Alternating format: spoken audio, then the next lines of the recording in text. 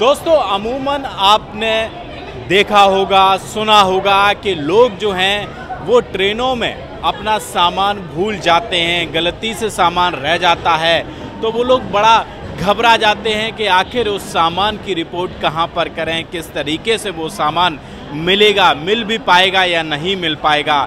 लेकिन अब आपको घबराने की ज़रूरत नहीं है, क्योंकि अब हम आपको बताने जा रहे हैं कि नई दिल्ली रेलवे स्टेशन पर जो स्टेशन मास्टर हैं राकेश शर्मा, उन्होंने एक मुहिम चला रखी है और लोगों का जो सामान रह जाता है ट्रेनों में वो उनको वापस कराते हैं।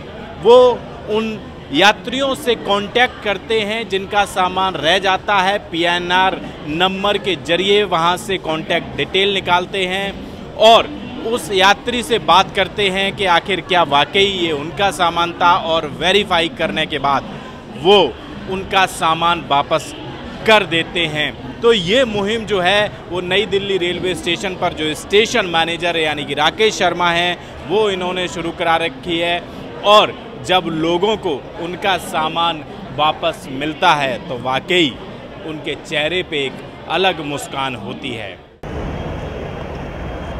पर्दे के पीछे किस तरीके से काम होता है, किस तरीके से ये पूरा संभव हो पाया है, और उस खास व्यक्ति से जिन्होंने ये संभव कर दिखाया है, और वाकई जब लोगों को उनका खोया हुआ सामान मिल जाता है तो चेहरे पे एक अलग ही मुस्कान होती है।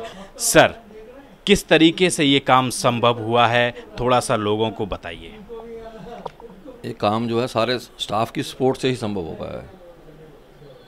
जैसे कोई रेलवे का कर्मचारी, कैटरिंग स्टाफ, सफाई वाला, जब कोई अनआइडेंटिफाइड आर्टिकल हमारे पास लेके आता है तो हम उसकी लोकेशन जानते हैं तो कहाँ से मिला, किस ट्रेन से मिला, किस सीट से मिला, उसके आधार पे हम उसका पीएनआर नंबर सर्च करके उसका मोबाइल नंबर रेंज करते हैं, फिर पैसेंजर को फ़ोन करते हैं।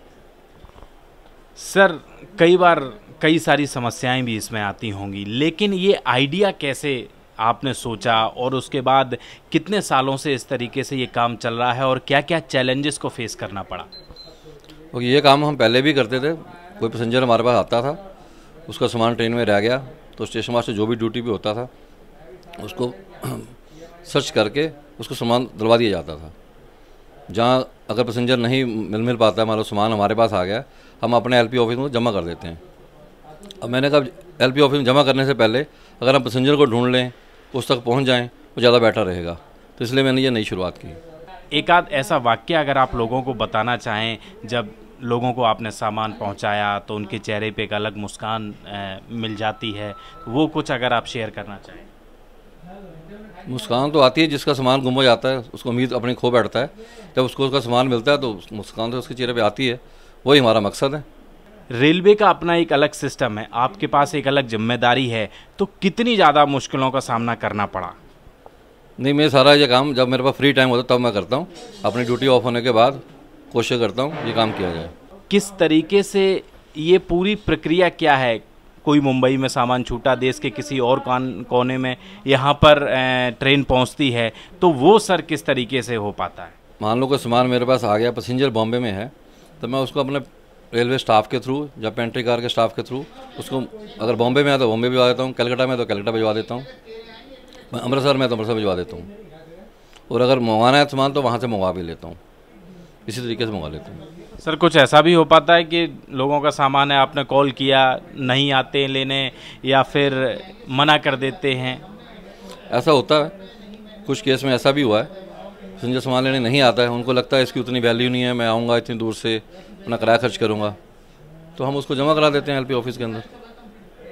अब व्यूअर्स को आप क्या कहना चाहते हैं? अक्सर लोगों का सामान गुम हो जाता है, छूट जाता है, लोग कहाँ जाएं, किस तरीके से कांटेक्ट करें आपको, वो थोड़ा सा अगर आप व्यूअर्स को बताना चाहें।